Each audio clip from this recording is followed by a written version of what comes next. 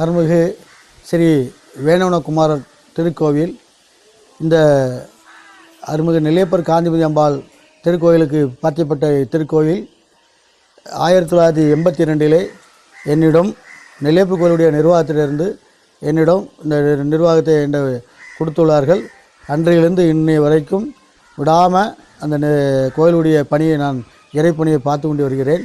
இந்த இடத்துக்கு ஒரு வரலாறு என்னென்னா, கிட்டத்தட்ட ஒரு 2000 ஆண்டுக்கு முன்பு கம்ப்ளீட்டாக இது வந்து மூங்கில் காடு. மூங்கில் காட்டில் வந்து மூங்கில்னா வேணுவன, அந்த ஆலயத்தினுடைய பெயர் வந்து ஸ்ரீ அருள்மிகு வேணுவன குமாரர் திருக்கோயில்.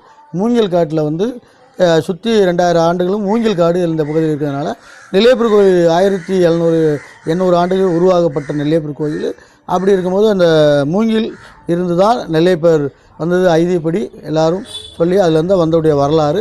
அதே மாதிரி நெல்லையப்பர் கோயில் கட்டப்பட்ட காலத்தில் சூரனை சம்ஹாரம் பண்ணக்கூடிய அந்த திருச்செந்தூருடைய நிலையிலே திருநெல்வேலியிலே அதுக்கு அடுத்தால திருநெல்வேலி தான் ஐதீகப்படி முறைப்படி அந்த சூரசம்ஹாரருடைய நிகழ்ச்சி நடக்கும்போது இங்கே வந்து மன்னர் காலத்திலே இந்த கோயில் கட்டி கிட்டத்தட்ட அதுவும் 1500 வருஷத்துக்கு மேலே திருக்கோவில் கட்டப்பட்டது.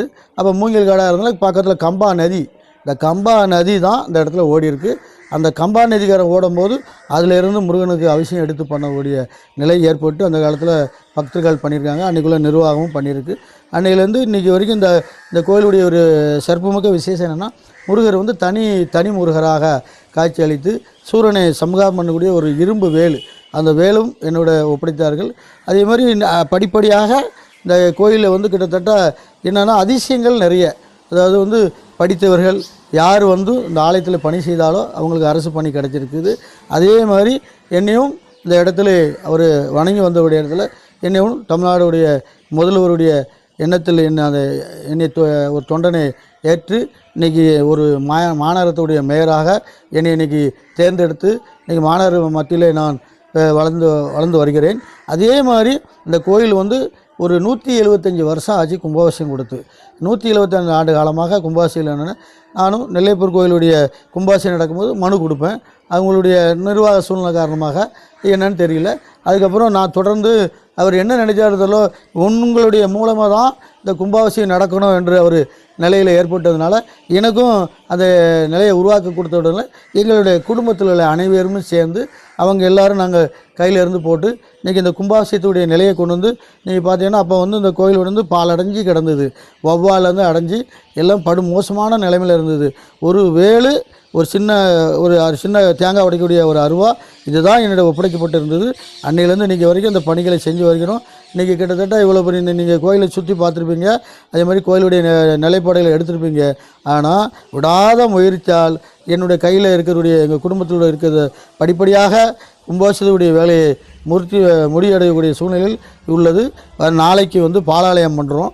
அந்த பாலாலயம் வந்து முடித்த உடனே அதுக்கப்புறம் அதிலேருந்து 10 நாள் இருக்கக்கூடிய விடுபட்டக்கூடிய பணிகளை செய்து, அது மாதிரி 6 கனவி ஹோமம், 7ஆம் தேதி யாகசாலை, 8ஆம் தேதி காலையில் 7 மணிலேருந்து 8:30க்குள் அஷ்டபந்த மகா கும்பாபிஷேகம் நடைபெறுகிறது.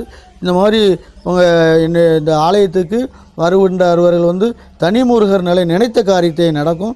அதே மாதிரி இந்த பக்கத்தில் இருக்கக்கூடிய மூங்கிலை நான் ஒரு 30 ஆண்டு காலம் முன்பு ஒரு கன்று தான் வச்சேன். அந்த ஒரு கன்று வைக்கும்போது அந்த கன்று வந்து தழுக்கலை. அப்புறம் முருகருக்கு ஒரு 6 குடம் தண்ணியை விட்டு அபிஷேகம் பண்ணி அந்த தண்ணியை விட்டேன். இன்றைக்கி பார்த்தீங்கன்னா வேணு வனமாக இன்றைக்கி அவர் காட்சி அளிக்கிறார். அதே மாதிரி பக்கத்தில் ஒரு அரச மரம் ஒரு 35 வருஷம் முன்னால் ஒரு தொட்டியில் வச்சு தான் வளர்த்தேன். இன்றைக்கி அதை வச்சு 35 வருஷம் ஆச்சு. இன்றைக்கி பார்த்திங்கன்னா ஒரு பெரிய சோலையாக இருக்குது. அவருக்கு எல்லாமே அவருடைய சக்தி, வேணுவன குமாரருடைய சக்தி. முருகனுக்கு அவருடைய பேர் கிடையாது, வேணுவன குமாரர்.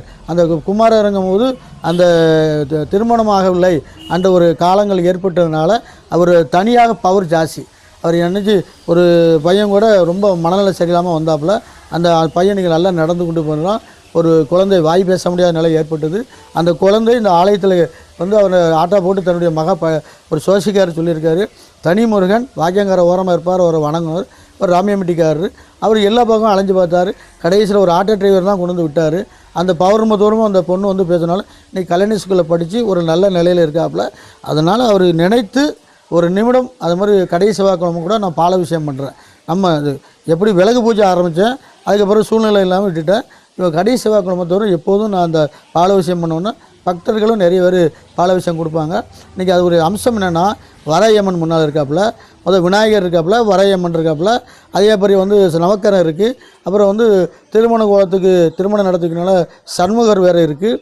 அது மாதிரி பைரவர் இருக்காப்புல, தட்சிணாமூர்த்தி இருக்காப்புல. இங்கே சிவன் வந்து எங்கே தோண்டியிருக்கார் பார்த்தீங்க, சிவன் வந்து அம்சமாக இந்த மூங்கில் அடியில் இருக்காங்க. இதுதான் பெரிய வரலாறு. அப்படிப்பட்ட இந்த ஆலயத்தில் எனக்கும் இறைப்பணி செய்துக்கு செஞ்சு கொண்டு வருகிறேன்.